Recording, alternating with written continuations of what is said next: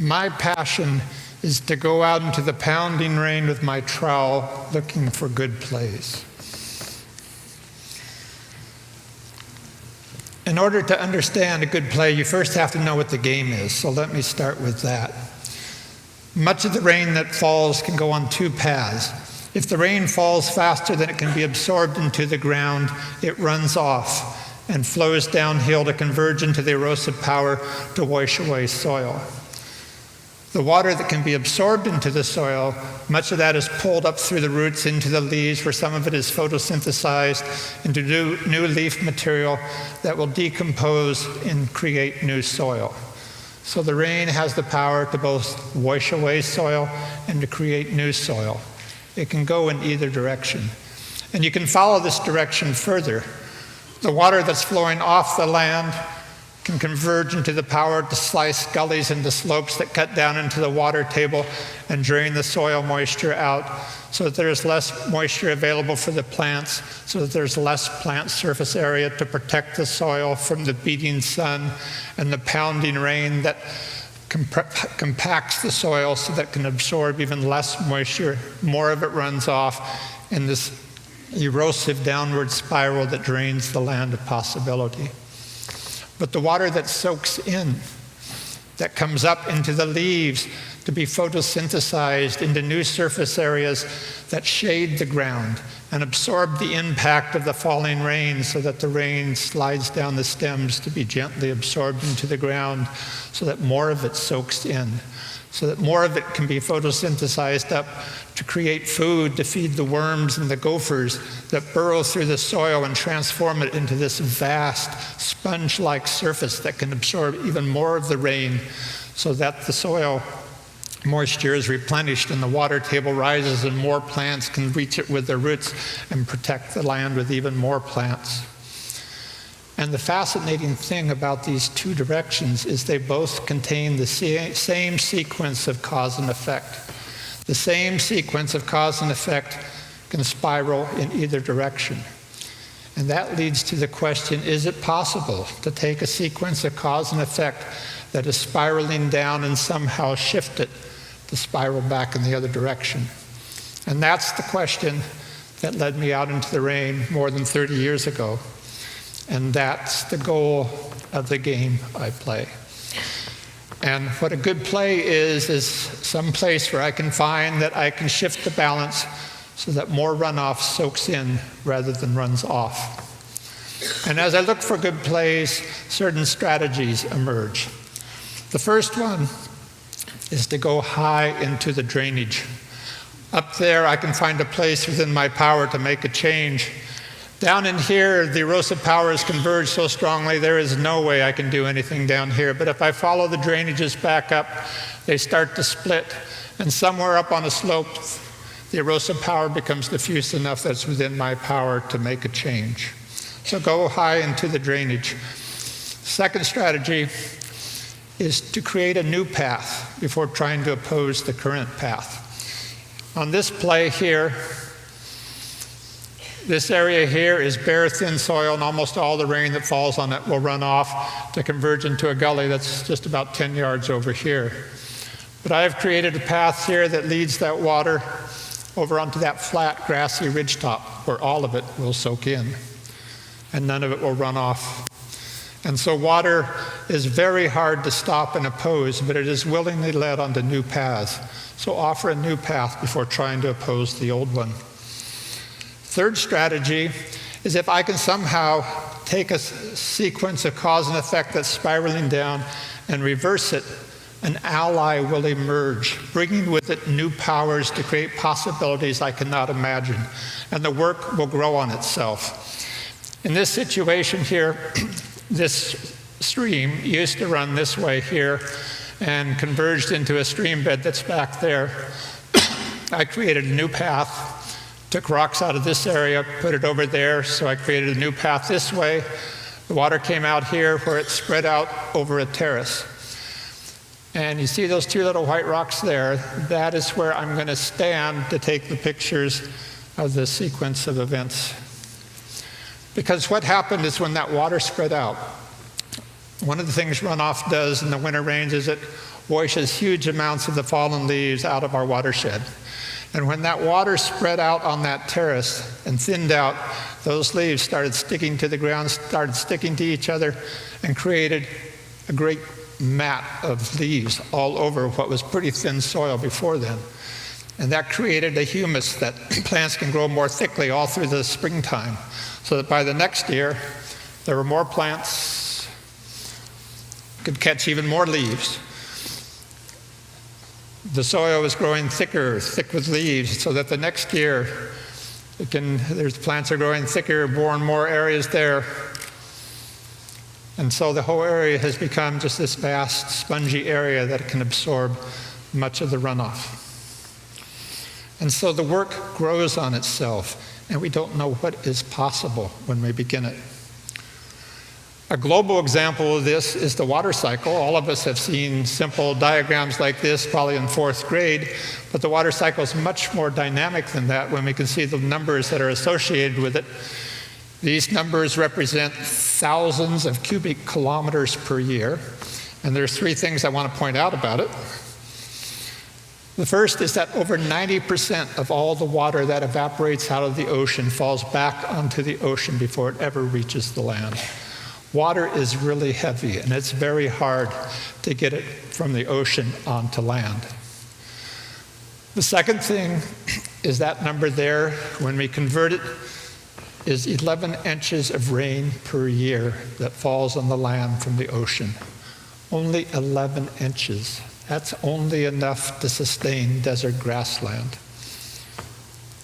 The third thing is that though only 11 inches of rain comes from the ocean to fall on the land, over 27 inches of rain actually falls on the land. Where does that extra water come from? It comes mostly from transpiration by the plants pulling this moisture up into the leaves, where it's breathed into the air again, to fall again as rain, or to settle each evening as dew. And every time it comes up through the plants, it photosynthesizes and brings more energy into the food web. And so there's the soil and the water and the plants form this vast upward spiral that over hundreds of millions of years has transformed the land from desert grassland into forest. And we have evolved within this spiral, and there are many lessons we can learn from it. One of the lessons that I take from it is that there is wisdom in holding the water high on the slopes. Up there on the slopes, it's spread out enough that there's lots of surfaces to breathe it back into the sky so it can fall over and over and over again. Now, I'm kind of an allegorical kind of guy, so when I hear things like go high into the drainage, I tend to try to apply that to everything. And so I try, and just hold the water high onto the slope. As a teacher, that got me thinking about what would a school be like that held the creative power of a teacher high on the slope, that did not let it get drained away by mandates and rules from administrators and bureaucrats and politicians, but that held as much of that creative power up there on the slope, which is the second-to-second interaction with those particular students in this unique place and time. And so when California allowed charter schools, we wrote a charter for a teacher-led school and spent a year trying to get sponsorship for it without success. The opposition was just too strong. But go high in the drainage, and there you can find a place. So that's what we did. The next year, we just started it. Technically, it wasn't a school. It was a museum-based homeschool support program with 4 students, and my wife, Alicia, as the volunteer teacher. And in 3 months, she had grown the program to 10 students, attracted TV news coverage, an administrator emerged as an ally, and Enterprise School District sponsored us. And in 1996, Chrysalis Charter School opened up as the first public charter school in the North State. We've been working on this school for 17 years, working on what a teacher-led school would look like. We still got lots of work to do, but we're getting farther along, so that when a group wanted to study teacher-led schools in the country, we were one of the 11 schools in the country that they did study, and they've published their results in this book that came out this year. So this work that we've done, it is leading to empowering thousands of teachers in the future to be able to have more creative freedom. And having experiences like that, where the work grows on itself, nourishes hope.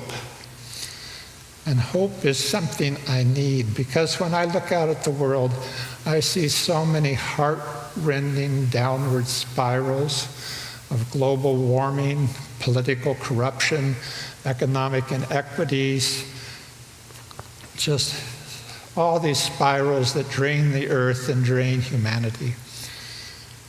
And the fields are telling me that at the heart of every downward spiral, there lies an ally, coiled, ready to spring forth if a balance can be shifted.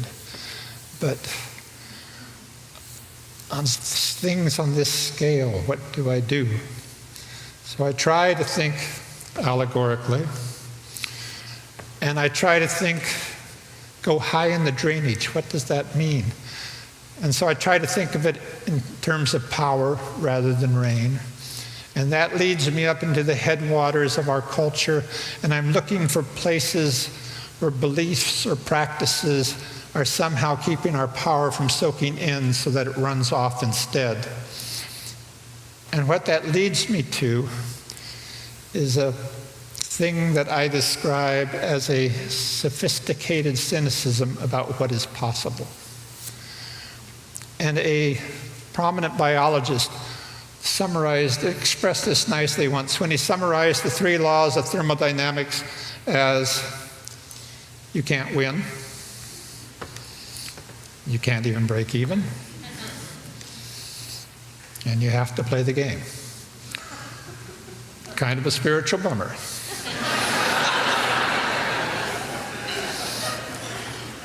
In a world like this, hope is naive. In a world that is ultimately destined to run down, the best we can hope for is comfort in our own time. And that, I believe, is where a downward spiral starts. Because then the smart thing is to externalize your cost unto others and to internalize as much of the profit as you can upon yourself.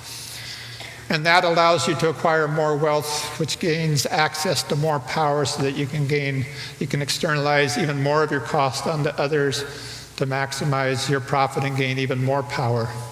But starting down that path also starts to create boundaries between yourself and those to whom you are going to try to externalize your cost onto.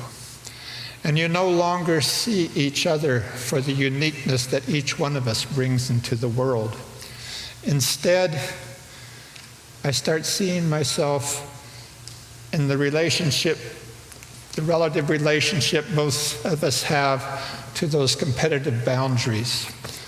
If one of us is going to be externalized, who is it going to be?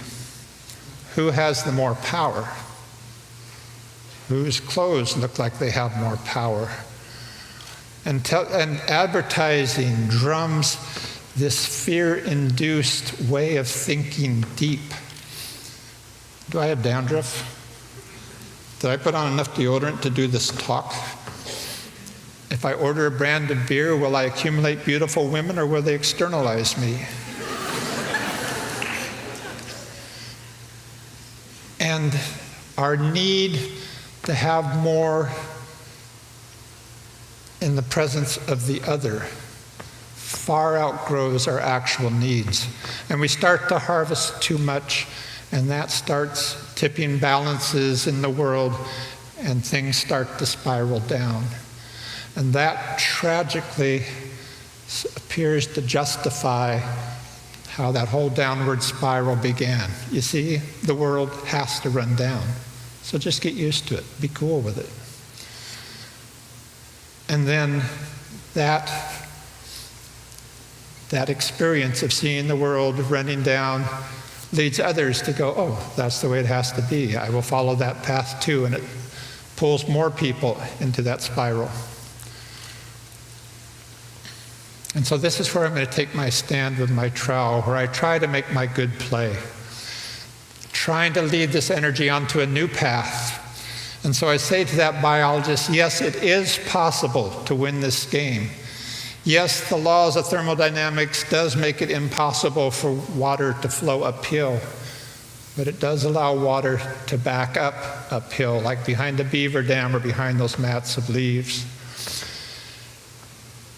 We live within a vast upward spiral that over hundreds of millions of years has risen into new possibilities. We have no idea what is possible. Once upon a time, soil and flight and consciousness did not exist, and now they do.